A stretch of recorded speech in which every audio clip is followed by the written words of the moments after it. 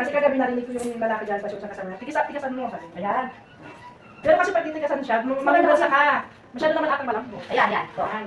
Parang siya paahon. lalaki kasi sila. Oo. Yan parang purpose yan. Oo, galing ni Arthur ah. Kala ko gasolina siya. Maganda naman yung medyo mga ano. Yan. Lalaki sila.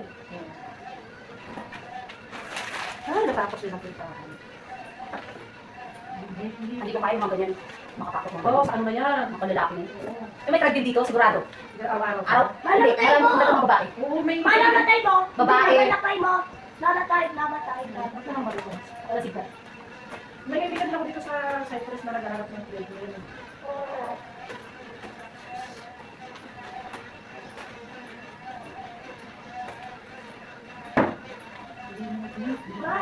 Namatay Hindi, mo! meron na.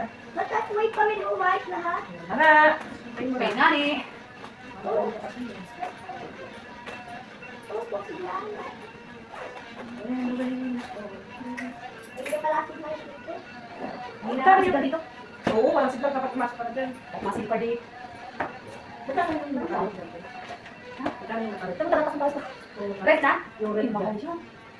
Mga benching ko na. Matabi nga rin ano, benching ko na eh. Sino? Yung isa dyan na Diyan pala nakakita si ano mo, si Jaga. Oo. Sa kabila, di ba yung ano nila, yung tubigan? Oo. Dito lang. Kasi nakasalubong ko si Ari, sa Liceo. Dito pa rin pala nakatira sa Cyprus. Sabi ko, akala ko sa mga kainin siya.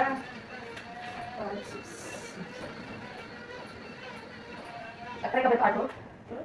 Nag-try ka ito? Grabe. Ha? Hindi, pambat ng matanda yun.